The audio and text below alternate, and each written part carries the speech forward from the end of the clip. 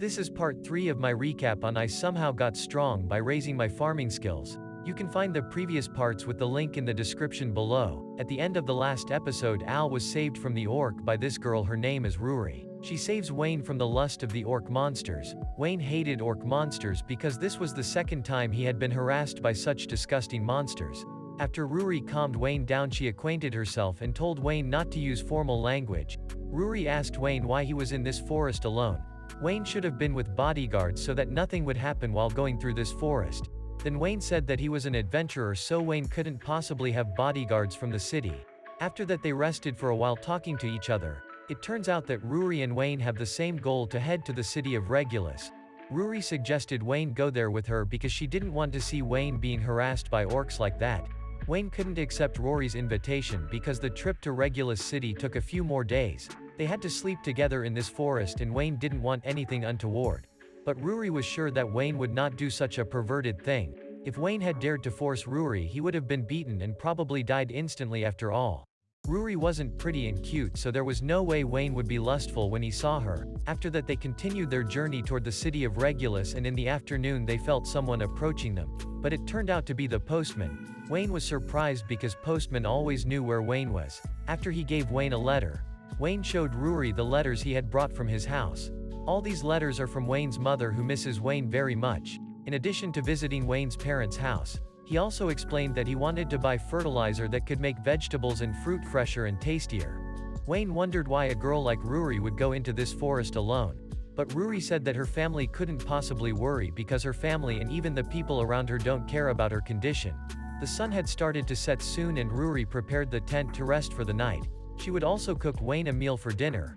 Rory could carry this equipment just by keeping it in a small treasure bag that her ancestors gave her. At night they talk over dinner together. Wayne admired Rory because the food she made was delicious, and he also asked about Rory's next destination after arriving in Regulus City.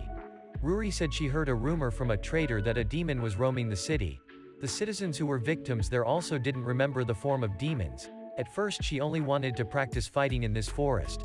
Still, since there were rumors, Rory had to do something because she was a descendant of heroes. With Rory's strength, she was sure she could solve this problem.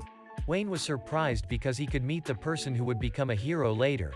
Then Wayne said that Rory was just a girl with a big responsibility. If something dangerous happens, Wayne becomes worried about Rory's condition. After hearing that, she was silent for a while and was awakened by Wayne. Rory apologized as it was the first time she had seen someone else this worried with her. She also thanked Wayne for worrying about her. Then they went sleep in the tent because tomorrow they still have to continue the journey to the city. Wayne also sleeps, but not with Rory, because it is rude for a boy to sleep with a girl. But Rory wanted Wayne to sleep with her because sleeping in the tent was more comfortable than outside. After all, if Wayne didn't want to sleep with Rory, he would be harassed by the orc monsters again. Because of that, Wayne was forced to accept Rory's invitation to sleep together.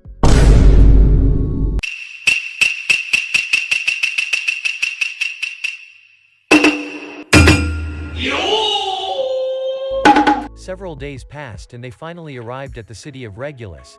This was Wayne's first experience visiting a city other than Miga's. Usually he only delivered vegetables and fruits to the capital. Then Rory said that she wanted to see Wayne again. It was the first time she had traveled with someone like this, so Rory drew a detailed map of the city to tell the location of the inn that Rory would be staying in. Wayne also wanted Rory to be his bodyguard during the return trip to Miga's. Hearing that, Rory was pleased and would wait for Wayne after she finished solving the problems in this city. After that, Rory started looking for more detailed information about the demons and the chaos that happened to some residents. But sadly, they didn't know anything about the demon Rory was referring to. And this city still looked peaceful. Rory felt strange about this situation because it should be the victim who didn't remember the demon's mess, not the citizens. Suddenly Rory heard a scream from a girl, and when she approached the voice, the girl asked Rory for help. Her little sister had been kidnapped by a demon into the forest. Also, she had not remembered what the demon looked like. After hearing that, Rory immediately entered the forest. On the other hand, there was someone mysteriously watching her from afar. In the afternoon, Wayne arrived at his parents' house. When Wayne wanted to ring the doorbell, her mother Lucia greeted Wayne happily. Soon after, Wayne's father Jill beats Wayne because he thinks Wayne is flirting with Lucia. But after Jill found out that Wayne was his son, Lucia immediately hit him back for hurting Wayne. Lucia is a mother who loves her child very much. She is also obsessed with being with Wayne forever.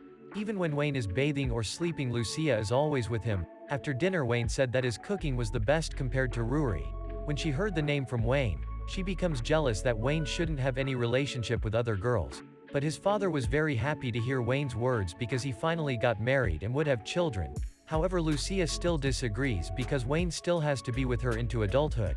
Then Wayne went in the Jill room to talk for a bit. He is curious about the chaos the demons are wreaking in this town, but he says he's never heard of such news or rumors. Regulus City was always peaceful and the citizens did their normal activities. Upon hearing this, Wayne became more suspicious and worried about Rory's current state. Then Wayne also wanted to know where to buy the best fertilizer in town, and after Jill told him the place, Wayne would sleep in his room because Wayne didn't want to sleep with his mother because he was sure to be kissed and hugged with the same power as before. Jill also didn't want to sleep with his wife because he was sure to have the same experience as Wayne. The next day, Wayne had managed to buy the best fertilizer in Regulus and was going to visit Rory's inn, but suddenly Wayne heard a scream, and when Wayne approached the voice, it turned out to be the mysterious person we had previously seen.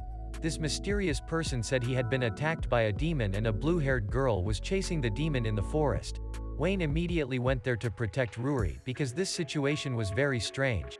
Then suddenly this mysterious person lost his disguise and it turned out that the residents around him were just camouflaged.